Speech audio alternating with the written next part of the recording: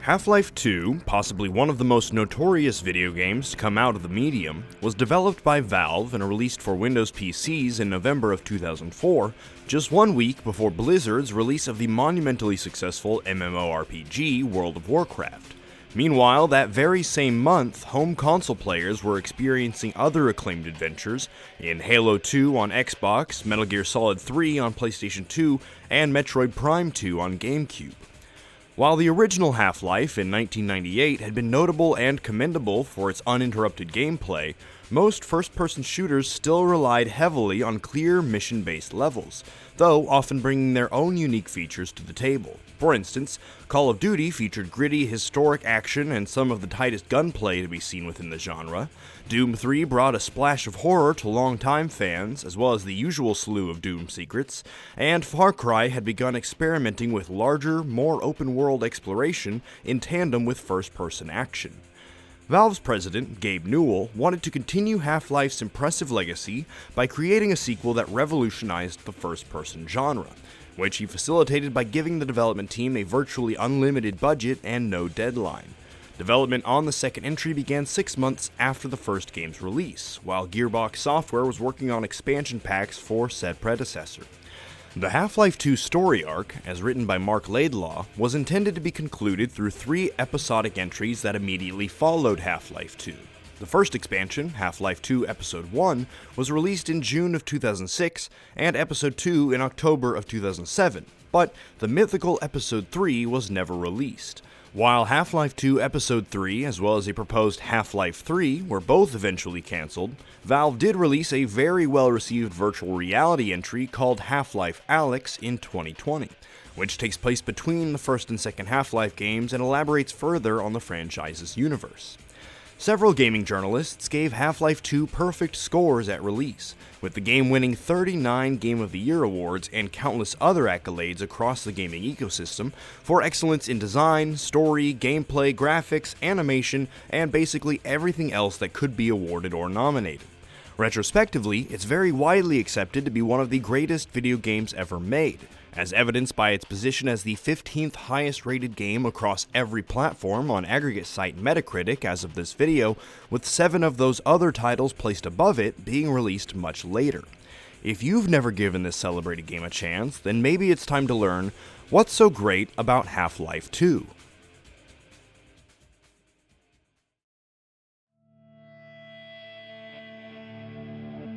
At the end of our last adventure, Gordon Freeman had halted an alien invasion from the dimension of Zen before being very graciously offered a job by the secretive G-Man character, who could be witnessed surveilling us throughout the first Half-Life game if the player was paying close enough attention.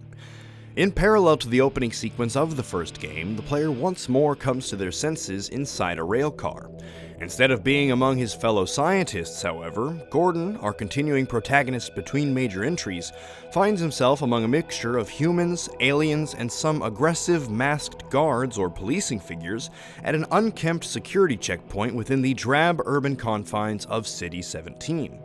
This opening setting was designed to be an ambiguous Eastern European city at the suggestion of art director Viktor Antonov, and as downtrodden and dystopian as City 17 appears on the surface, it's still often quite pleasant to look at, with plenty of greenery in the more rural and coastal areas outside the city limits, and interesting architecture in the denser metropolitan sections. As the player begins to take note of their surroundings, they'll see and hear a message being broadcast across every screen in the area by one Dr. Breen, the old administrator of Black Mesa up until the cataclysm that was the first game's inciting incident.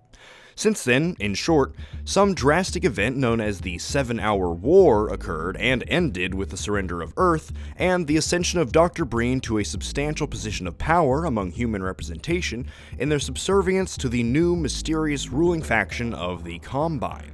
These civil protection officers among the Combine forces immediately posture themselves as an unchecked, power-tripping force as they become aggravated whenever the player loiters, pokes their nose where it doesn't belong, or disobeys a command. During one of these moments of intimidation, Gordon is pulled aside to a torture chamber, though is surprisingly aided by a man named Barney, a security guard from Black Mesa who players actually controlled in the Half-Life Blue Shift expansion pack.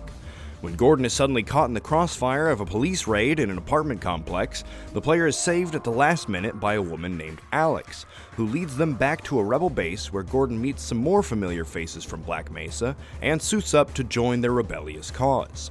After an attempted teleport gone wrong, Gordon must find his way to the Ally base on foot through restricted areas of the city, and before long, players will be greeted by familiar cat-and-mouse gameplay as Gordon becomes an outlaw and fights off the Combine through alleys, sewers, and abandoned buildings.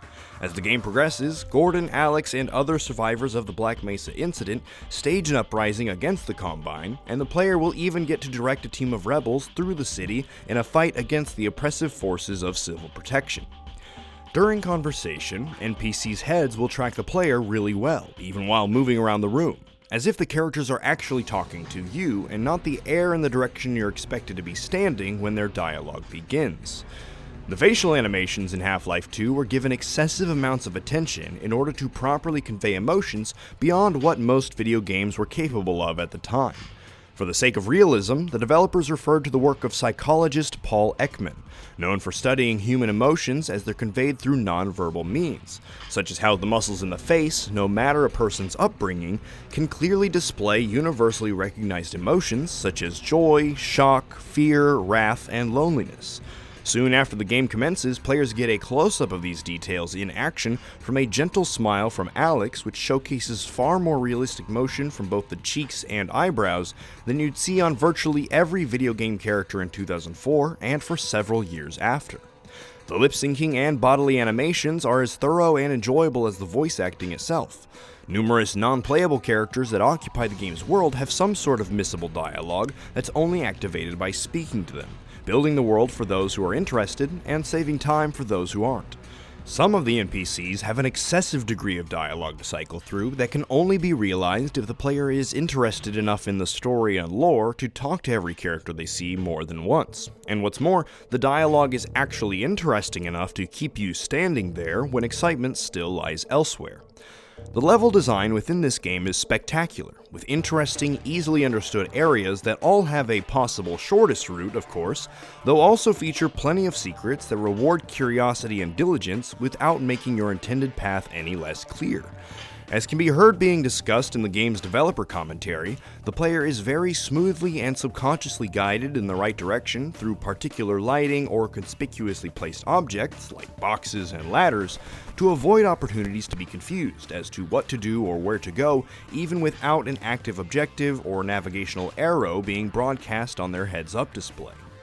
While exploring, the player can pick up and interact with virtually every object sitting within their immediate environment, even if it's just the boxes and garbage that act as set dressings to anyone paying less attention to the surroundings than the story.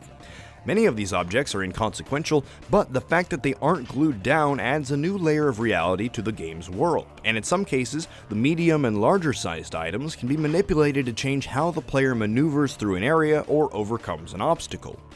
By utilizing the revolutionary physics of Valve's Source engine, the player will be expected to solve puzzles relying on weight and gravity in more realistic ways than any game had granted before, such as weighing down seesaws with cement blocks or using buoyant barrels as ballast for their airboat.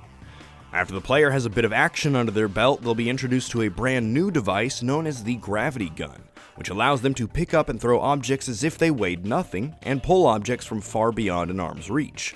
Once the player gets the hang of this device, virtually any heavy object can be used as a weapon, whether it be a flammable canister, metal barrel, or wooden armoire. The gravity gun is such a unique tool/weapon in the world of gaming that it really does feel powerful and impressive in a way that lives up to its in-world technological brilliance. The ingenuity of the gravity gun cannot be overstated in regard to the level of freedom it gives players to solve problems their way. You can climb out of pits by stacking desks and bed frames, pull enemy mines out of the ground for your own defenses, and of course, dispatch enemies with whatever's within arm's reach. Throwing a paint can at an enemy will actually splatter them with paint, and throwing a saw blade will cut them in half. A few video games here and there have since had their own variations of a gravity gun, including Doom 3's expansion pack and Timesplitter's Future Perfect, but one of the only other action games that comes to mind when thinking of this degree of player interactivity with their environment would be 2019's Control by Remedy Entertainment, and even then, those mechanics were used more exclusively for combat than puzzle solving. Eventually, the outrageous power of Half-Life's gravity gun becomes second nature, as the player blasts cars out of their way and creates paths wherever they please, with nearby objects as if the player were able to change the game itself to suit their needs. Though, sometimes on the other end, nothing beats the trusty old crowbar.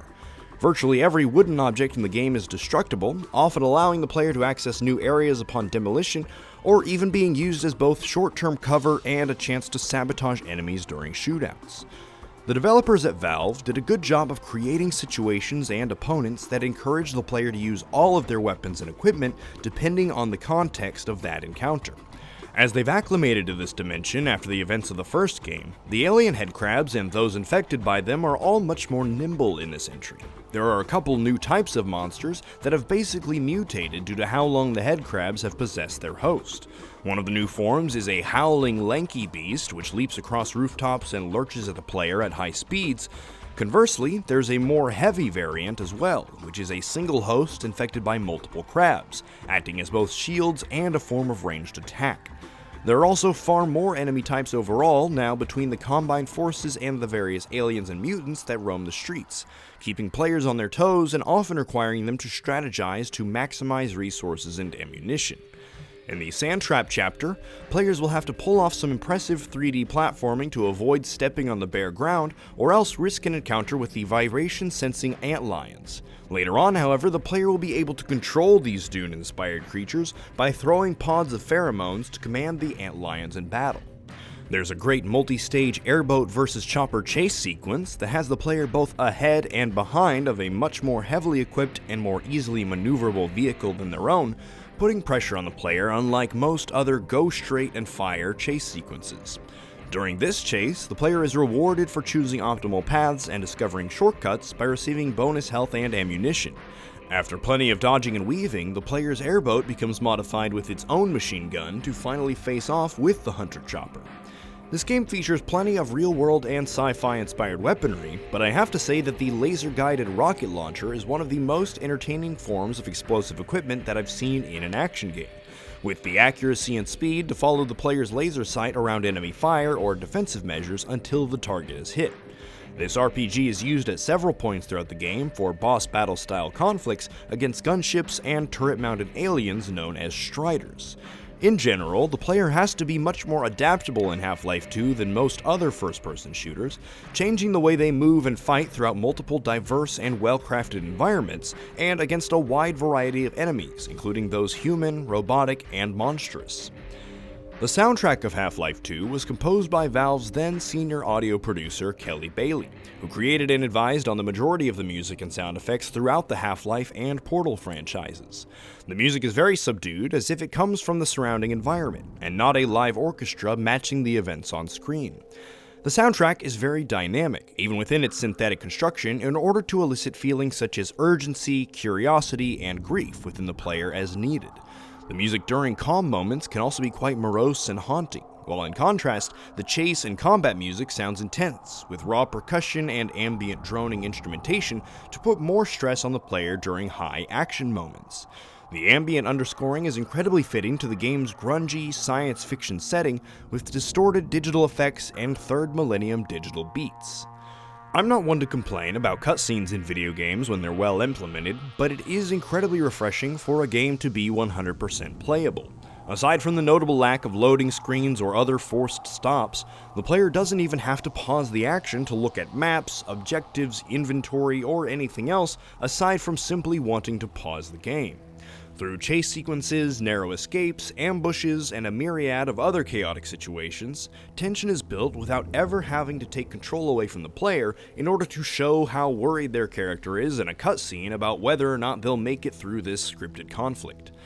Due to the lack of obvious interruptions in the usual form of chapter breaks and loading screens, it becomes difficult to pull yourself away from this game's non-stop experience. When the only thing separating one chapter from another is a brief stutter as it loads, there's less impetus for the player to stop exploring, which is really difficult to achieve within the linear confines of most level-based first-person shooters.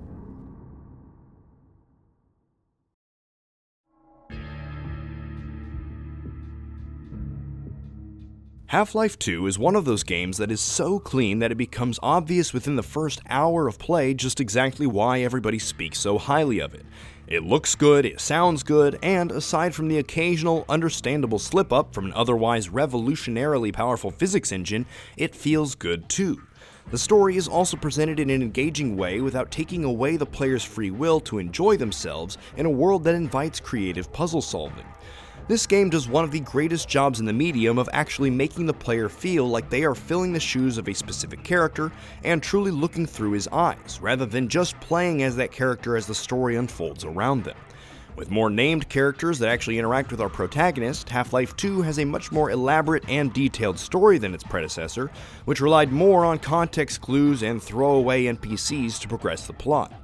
It's hard to talk about the 2 subsequent episodes without getting into spoiler territory, so I'll just mention that they continue to expand well upon the sorts of puzzles and circumstances that can be generated by all of the game's interesting tools. Episode 1 features plenty of new opportunities to play with the gravity gun, a few intense survival segments, as well as more companion-backed firefights and world-building dialogue. Episode 2 has some great defensive missions and some of the most interesting strides in the franchise's narrative throughout every entry. Playing this game sets such a high bar for single-player experiences in other first-person shooters in terms of freedom, thoughtfulness, and intrigue. And once you've played all 3 parts of this game that have been released, you too will likely understand how tragic it was that the gaming world never saw this adventure's culmination in a 3rd and final part. That is what's so great about Half-Life 2.